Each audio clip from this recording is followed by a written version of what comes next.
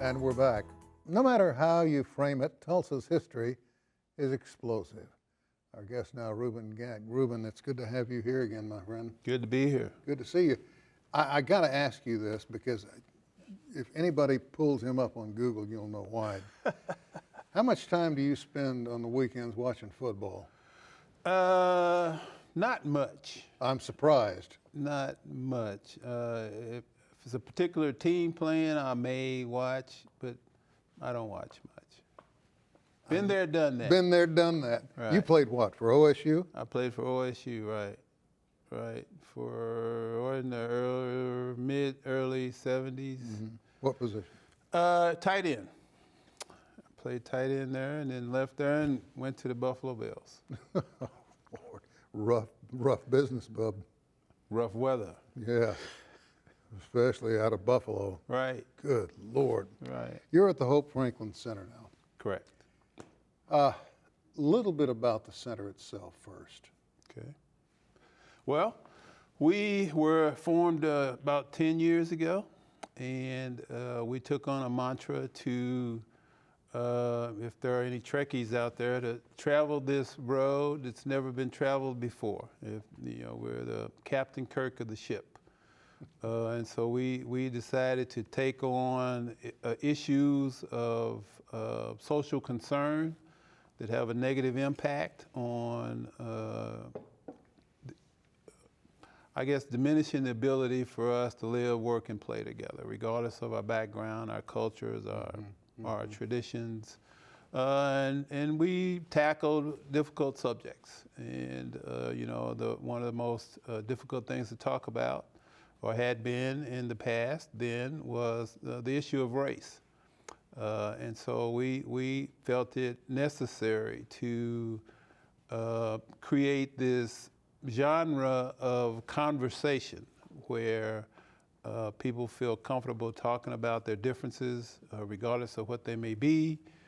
Could be religion, could be gender, could be tradition, culture, and have an open dialogue about that. And understanding generally seems to surface when you can openly talk about things with no repercussions. And so we traveled that road.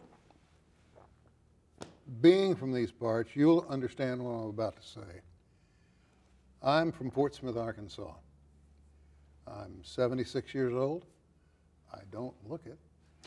I'm 76 years old, and I remember very, very distinctly, if you got on a city bus, there was a sign at the front of the bus, colored step to the rear. Mm-hmm. I remember department stores with 2 water fountains, Mm-hmm. white colored. Mm-hmm. I remember restrooms marked the same way. Now we've gone past that in many ways, but in some ways, it seems like we've taken a step back.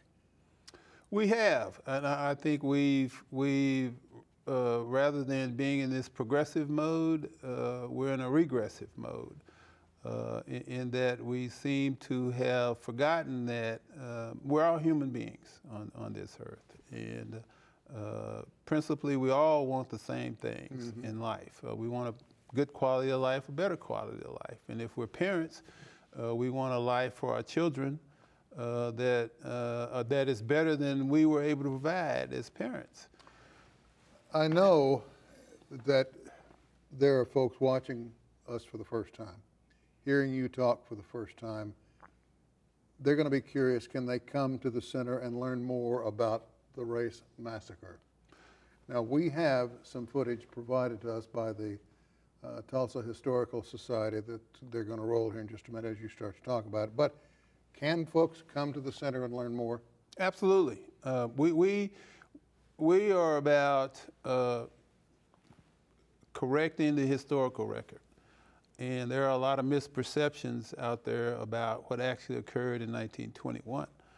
And so we are more about the scholarship and education of the historical fact more than the entertainment aspect of it.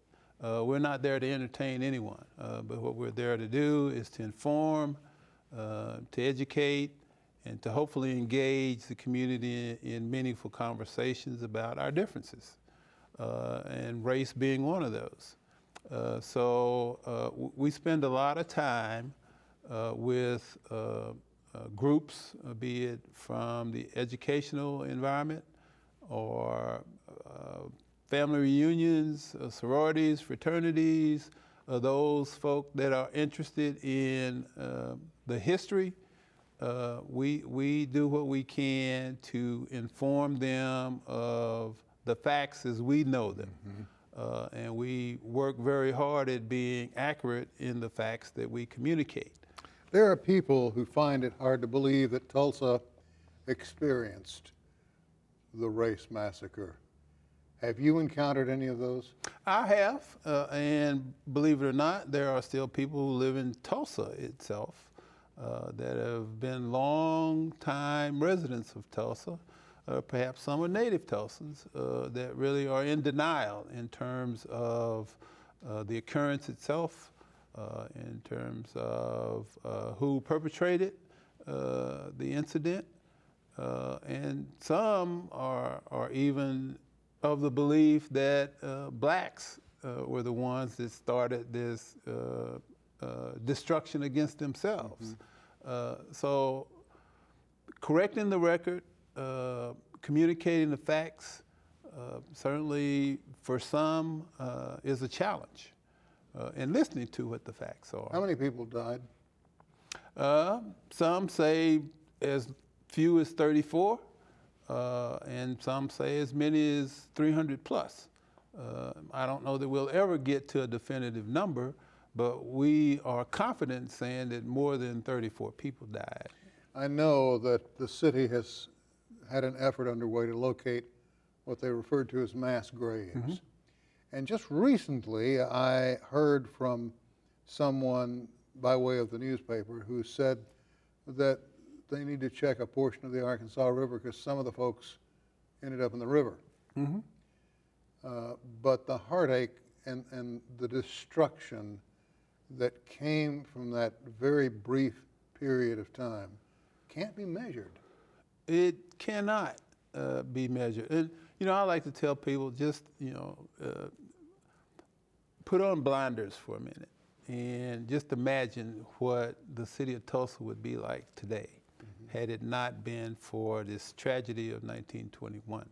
You had a community that not just survived, but thrived. It was at Black Wall Street. In an environment where all the odds were against them in terms of economic success, but still yet you found a community that depended on itself, that relied upon itself, that created a monetary system within the community that supported the community, and a lot of wealth was built within the community. After the 1921 massacre, a lot of that wealth left Tulsa. But just imagine what the city of Tulsa would be like today had it not been for that. We have a very brief window of time. I've got to ask you this. If the city efforts to locate a mass grave are unsuccessful, what happens? What's the next step?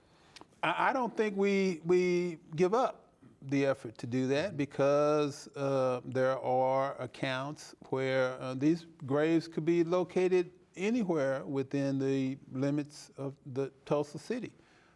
So if it's unsuccessful in one location, then I think it's worth the effort to move to the next location that there might be mass graves. What I think is important, though, is that the families, descendants of the victims are given the opportunity to come to some level of closure. We're out of time. Thank you. My pleasure. It's always a pleasure to see you and to talk with you and to hear your incredible words of wisdom. That's all the time we have for this edition. Thank you for joining us, and we will see you next time.